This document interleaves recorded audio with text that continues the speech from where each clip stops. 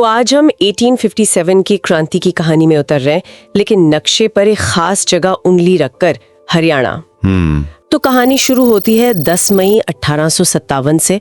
हमारे स्रोत बताते हैं कि मेरठ के साथ साथ हरियाणा के अंबाला में भी मतलब उसी दिन विद्रोह की चिंगारी भड़की। लेकिन सवाल यह है कि ये चिंगारी लगी क्यों? इसका जो तात्कालिक कारण बताया जाता है वो थे चर्बी वाले कारतूस। पर यह सिर्फ कारतूस का मामला नहीं था, इसे धर्म पर एक सीधा हमला माना गया। अच्छा। हिंदू और मुसलमान दोनों सैनिकों को लगा कि अंग्रेज जानबूझकर गाय और सूअर की चर्बी लगाकर उनका धर्म भ्रष्ट करना चाहते हैं, और बस यही वो एहसास था जिसने बारूद में आग लगा दी। और इस आग को फैलाने का तरीका भी मतलब बहुत ही अनोखा था। कोई पर्चा नहीं, कोई घोषणा नहीं, बस कमल का फूल और चपाती यानी रोटी। हाँ, रोटी। मतलब एक रोटी गांव से दूसरे गांव भेजी जा रही थी और लोग समझ रहे थे कि विद्रोह का समय आ गया है। ये तो किसी जासूसी फिल्म जैसा लगता है। आप इसे उस दौर का एनक्रिप्टेड मैसेजिंग सिस्टम कह सकती हैं। अरे वाह। कमल का फूल उन सैनिक टुकड़ियों तक पहुंचाया जाता था जो विद्रोह में शामिल होने वाली थी, और रोटी वो गांव के चौकीदार के जरिए एक गांव से दूसरे गांव तक पहुंचती थी। ये एक खामोश इशारा था कि सब तैयार हैं। कमाल है। और इस तैयारी को शहादत की आग दी मंगल पांडे ने। वो इस क्रांति के पहले शहीद बने और उनकी मौत ने अनगिनत लोगों को उठ खड़े होने की हिम्मत दी। तो ये आग अंबाला पहुंची। हमारे नोट्स के मुताबिक हरियाणा में क्रांति की जो औपचारिक शुरुआत हुई वो अंबाला से ही हुई। जी। जहां 1843 में एक बड़ी छावनी यानी कैंट बनी थी। ये तो एक बहुत बड़ा सैन्य अड्डा रहा होगा। हाँ, और ये जो देसी पलटमें थी यानी नेटिव इन्फेंट्री, ये ईस्ट इंडिया कंपनी की सेना की रीढ़ थी। सैनिक सारे भारतीय पर अफसर अंग्रेज। तो अंबाला की 60वीं और 5वीं देसी पलटन ने बगावत का बिगुल बजाया। सब कुछ योजना के मुताबिक था, लेकिन यही कहानी में पहला बड़ा मोड़ आता है। एक धोखा मतलब? श्याम सिंह नाम का एक सिपाही, उसने विद्रोह की पूरी योजना, तारीख और समय की जानकारी वो अंग्रेज अफसरों तक पहुंचा दी। अरे! इसका नतीजा ये हुआ कि जब हमारे सैनिक एक्शन लेने वाले थे, अंग्रेज पहले से तैयार बैठे थे। एक तरफ तो इतनी देशभक्ति कि लोग जान दे गए, और दूसरी तरफ श्याम सिंह जैसा विश्वासघात। लेकिन इसके बावजूद विद्रोह की आग बुझी नहीं, बल्कि और फैल गए। नेतृत्व बिखरा हुआ था, लेकिन जमीनी स्तर पर बहुत मजबूत था। जैसे बल्लभगढ़ के राजा नाहर सिंह, उन्हें बल्लभगढ़ का शेर कहा जाता है। उनकी कहानी तो बहुत बहुत दुखद है। और राजा नाहर सिंह की कहानी तो दिल दहला देती है।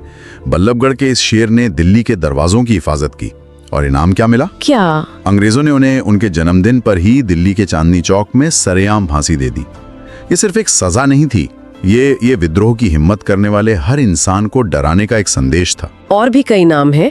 झज्जर से अब्दुल रहमान खान, पानीपत से इमाम अली कलंदर, हासी से लाला हुकुमचंद और मुनीर बेगम, रानिया से नूर मोहम्मद खान, मेवात से सदरुद्दीन मेवाती, और रेवाड़ी से राव तुलाराम, जिन्हें आखिर में देश छोड़कर अफगानिस्तान जाना पड़ा, जहां गुमनामी में उनकी मृत्यु हुई। ये सब दिखाता है कि हरियाणा का कोना कोना इस लड़ाई में शामिल था। तो इन सब नेताओं के साथ जाहिर है लड़ाई भी बहुत जबरदस्त हुई होगी। गुरुग्राम, जिसे तब गुड़गांव कहते थे, वहां की घटना तो वो किसी एक्शन फिल्म के सीन जैसी लगती है। अच्छा, क्या हुआ था वहां? 13 मई को दिल्ली से 300 प्रशिक्षित अंग्रेज सैनिक विलियम फोर्ड के नेतृत्व में विद्रोह को कुचलने पहुंचे। ये थोड़ा हैरान करने वाला है। मतलब 300 प्रशिक्षित अंग्रेज सैनिक कुछ स्थानीय क्रांतिकारियों से हारकर भाग गए? क्या अंग्रेजों ने उन्हें कम आंका था? दोनों बातें थी। अंग्रेजों को लगा कि वो आसानी से भीड़ को तितर-बितर कर देंगे, लेकिन दिल्ली से बस 12 किलोमीटर दूर बिजवासन गांव में क्रांतिकारियों ने उन्हें घेर लिया। शायद उन्हें स्थानीय रास्तों और जमीन की बेहतर समझ थी। नतीजा ये हुआ कि विलियम फोर्ड को अपनी जान बचाकर भागना पड़ा। सच में? हाँ, और दिलचस्प बात यह है कि वो गुरुग्राम छोड़कर भौंसी, सिलानी और पलवल के रास्ते मथुरा तक भागा। यानी उसे पीछे हटने के लिए एक लंबा रास्ता तय करना पड़ा। ये क्रांतिकारियों के लिए एक बहुत बड़ी मनोवैज्ञानिक जीत थी। गुरुग्राम में मिली इस जीत की खबर जरूर आग की तरफ फैली होगी। इसका असर रोहतक जैसे आसपास के इलाकों में भी दिखा। बिल्कुल। रोहतक में विद्रोह की कमान मुसलमान रांगड़ों ने संभाली। ये दिखाता है कि ये लड़ाई सिर्फ रियासतों के राजा नहीं, बल्कि स्थानीय समुदाय भी लड़ रहे थे। यहाँ विद्रोह इतना जबरदस्त था कि अंग्रेजों को लेफ्टिनेंट हडसन के नेतृत्व में एक स्पेशल फोर्स भेजनी पड़ी। खरखौदा में तो सूबेदार बिशारत अली ने अंग्रेजों को नाको चने चबवा दिए थे। और हिसार, हानकी, सिरसा, वहां भी तो हरियाणा लाइट इन्फेंट्री ने ही बगावत कर दी थी। हाँ, वहां तो सेना ने ही अंग्रेजों के खिलाफ हथियार उठा लिए। भट्टू में शाहजादा मोहम्मद आजम ने नेतृत्व संभाला। विद्रोह इतना फैल गया था कि उसे दबाने के लिए फिरोजपुर से जनरल वॉन कॉटलैंड को एक पूरी सेना लेकर आना पड़ा। अच्छा। रानिया में नवाब नूर मोहम्मद खान ने ढूंढा गांव में एक भयंकर युद्ध किया, लेकिन वो हार गए और उन्हें पकड़कर फांसी पर लटका दिया गया। हर जीत के साथ एक शहादत की कहानी जुड़ी हुई थी। लेकिन इन सब घटनाओं के बीच पानीपत में कुछ ऐसा हुआ जिसने शायद लंदन तक बैठे अंग्रेज अफसरों को हिलाकर रख दिया होगा। निश्चित रूप से ये हरियाणा में हुई सबसे बड़ी और रणनीतिक रूप से महत्वपूर्ण घटनाओं में से एक थी। पानीपत के पास अंग्रेजी सेना और क्रांतिकारियों के बीच एक सीधी मुठभेड़ हुई और इस मुठभेड़ में ब्रिटिश सेना का सबसे बड़ा अधिकारी, कमांडर इन चीफ जनरल एंसन मारा गया। एक मिनट, सेना का सबसे बड़ा अधिकारी, कमांडर इन चीफ, एक मुठभेड़ में मारा गया? जी। ये तो आज के जमाने में किसी देश के रक्षा मंत्री के युद्ध में मारे जाने जैसा है। अंग्रेजों के खेमे में तो खलबली मच गई होगी। खलबली से भी ज्यादा उनकी पूरी कमांड संरचना हिल गई। ये एक बहुत बड़ी रणनीतिक और मनोवैज्ञानिक जीत थी।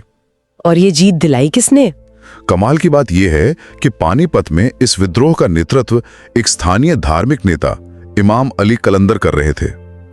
एक स्थानीय लीडर की रणनीति ने अंग्रेजों के सबसे बड़े जनरल को मार गिराया। तो फिर यही सबसे बड़ा सवाल है। एक तरफ गुरुग्राम में जीत, जनरल एंसन की मौत जैसी बड़ी सफलताएं, राजा नाहर सिंह और राव तुलाराम जैसे बहादुर नेता। इतना सब कुछ होने के बाद भी ये क्रांति हरियाणा में असफल क्यों हो गई? कहाँ चूक हुई? ये इस कहानी का सबसे दुखद और महत्वपूर्ण हिस्सा है। हमारे स्रोत बताते हैं कि इसकी कई परतें थीं।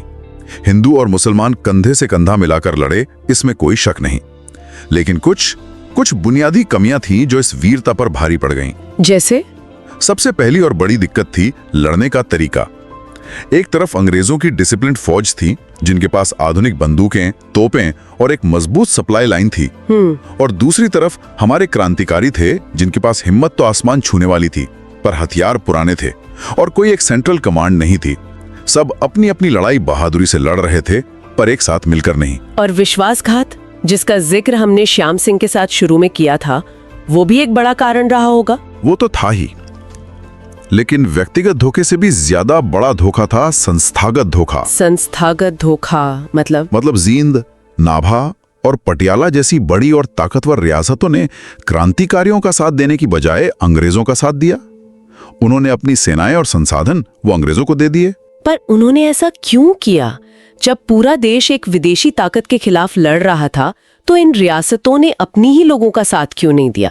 इसके पीछे शायद डर, लालच और पुरानी संधियां थी। इन राजाओं को डर था कि अगर विद्रोह सफल हो गया तो मुगल बादशाहत वापस आ जाएगी और उनकी अपनी सत्ता छीन जाएगी। अच्छा। वहीं अंग्रेजों ने उन्हें उनकी रियासतें बनाए रखने का वादा किया, तो उन्होंने अपने छोटे से राज्यों को बचाने के लिए देश की आजादी के बड़े सपने का सौदा कर लिया। और अंत में दोस्तों, वीडियो में यहाँ तक आए हो तो हमारे चैनल को अभी सब्सक्राइब कर ले। हम आपसे वादा करते हैं आपको परीक्षा के लिए सब कुछ सीखने को मिलेगा।